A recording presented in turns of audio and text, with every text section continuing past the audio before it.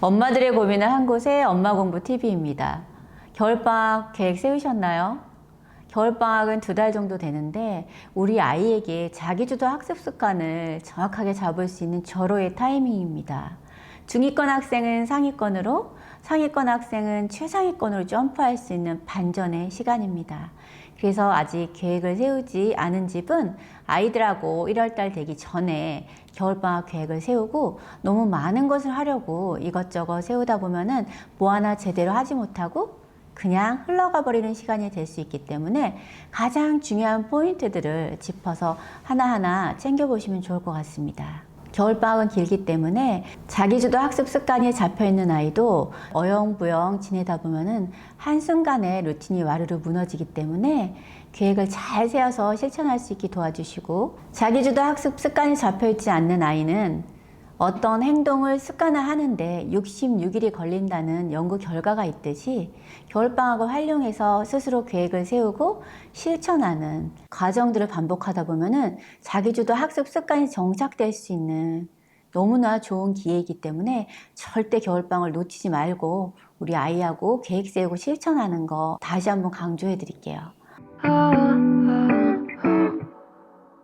영국의 필리파 랠리 교수팀이 습관 형성에 관한 실험을 했는데 평균 66일의 기간이 지나야지만 하나의 행위가 습관으로 정착된다는 그런 결과를 토대로 겨울방학은 거의 66일과 일치하는 시기이기 때문에 우리 아이에게 잘 활용해서 루틴이 형성되고 자기주도 학습 습관이 정착되는 기회로 활용하면 너무 좋을 것 같아요. 하나의 행동이 습관화되려면 수없는 행위가 반복되어야 합니다. 그냥 아침에 일어나서 영어 단어를 암기한다든지, 점심밥 먹고 나서 수학 문제를 푼다든지, 또 일정 시간이 되면 독서를 한다든지, 그냥 무의식적으로 생각하지 않고 그냥 하는 행동, 이거 자체가 자동 습관화의 과정이고, 이것이 정착되면 바로 자기주도 학습 습관으로 자연스럽게 연계되기 때문에 이 부분을 특별히 공들여 주시면 좋을 것 같고요. 겨울방학에 특히 챙겨야 될 것 3가지만 큰 축으로 말씀드릴게요. 지금부터 메모하실 준비하시고 꼭 이거 실천해 보시면 우리 아이가 새학년 새 출발이 달라질 수 있다는 거 기억해 주시고요. 지금부터 집중해 주시면 좋을 것 같아요. 첫 번째로 꼭 지키셔야 될 것은 지난 학년에 대한 복습입니다. 보통 선행을 하기 바쁘기 때문에 지난 학년에 대한 문제집 다 풀지 않고 버리고 또 새 문제집 사러 서점으로 달려가는데, 이렇게 해서는 우리 아이가 절대 상위권이나 최상위권으로 도약하기에는 부족하다는 거 오늘 제가 강조해 드리고요.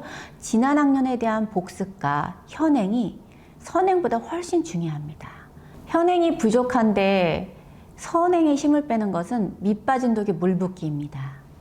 이렇게 해서는 절대 상위권이나 최상위권으로 점프하기는 힘들다는 거 기억해 주시고, 복습 다지기 여기에 먼저 힘을 쓰시고 선행을 시작하시는 거 추천드립니다.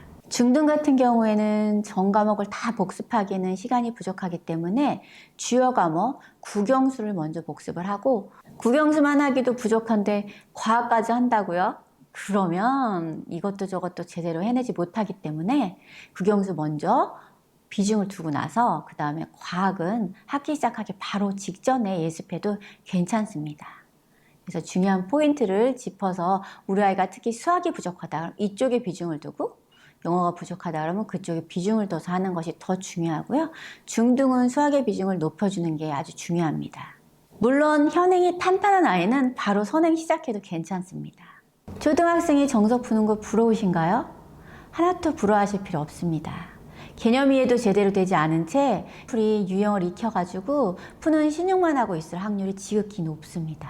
물론 수학적 재능이 우수하거나 영재고, 과학고, 특목고, 자석을 준비하는 아이들 같은 경우에는 선행과 심화, 속도와 비중을 같이 두고선 진행하는 게 맞는데, 일반적인 아이 같은 경우에는 제가 말씀드린 보편적인 방법으로 복습을 먼저 다지는 것이 중요하다는 거 잘 기억해 두시고 실천해 주시면 좋을 것 같아요.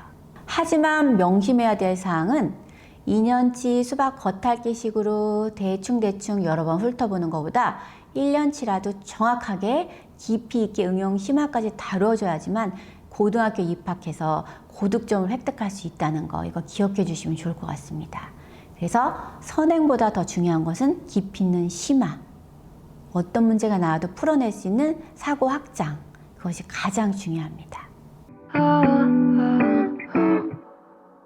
둘째, 하루의 루틴 지키기. 겨울방학은 춥기 때문에 외부 활동을 거의 하지 않고 자꾸 집안에 있다 보면은 늦잠 자게 되고 간식 먹고 또 졸고 낮잠 자고, 그래서 생활의 루틴이 다 깨질 수 있는데 약간의 긴장감을 가지고 학교에 등교하듯이, 하지만 여기서 포인트는 마음의 여유를 가지는 거. 이게 어떤 수업에 의무적으로 참여해야 되는 상황은 아니기 때문에 도서관이나 스터디 카페로 나가는 거 추천드리고요. 이거는 꼭 실천해 주셔야지 겨울방학을 알차게 보낼 수 있습니다. 초등학생 같은 경우는 엄마하고 도서관에 가서 책도 읽고 계획 세운 거 공부하는 거 추천드리고, 중학생 같은 경우에는 스터디 카페를 더 선호하는 경우도 있기 때문에 와, 이렇게 아이들이 열심히 공부하고 있네? 와, 나도 집중해서 해야 되겠구나. 자기가 계획한 것을 실천할 수 있는 힘이 생긴다는 거 기억해 주시고요. 공부는 결국 환경과 분위기입니다.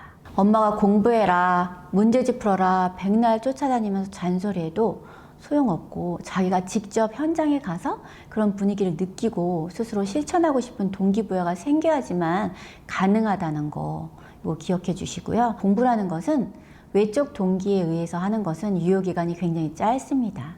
내적 동기에 의해서 스스로 마음이 움직여야지만 아이가 최선을 다하고 힘을 낼 수 있다는 거 기억하시고, 내신 따기도 어렵고 치열하지만 결국은 분위기 좋은 특목고, 자사고, 비평준, 사립고 같은 곳을 진학하는 이유는 바로 공부하는 분위기. 상황이 된다면 좋은 고등학교를 목표로 한번 도전해보고 준비하는 과정 속에서 얻어지는 것이 많기 때문에 선배 엄마로서 저는 도전해보라는 거 추천드리고 싶어요.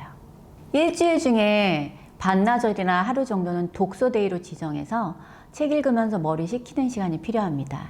그래야지만 재충전하고 다음 주에 또 루틴대로 또 생활을 할 수 있기 때문에 이 시간 꼭 확보하는 거 생활 계획 속에 꼭 넣어주세요.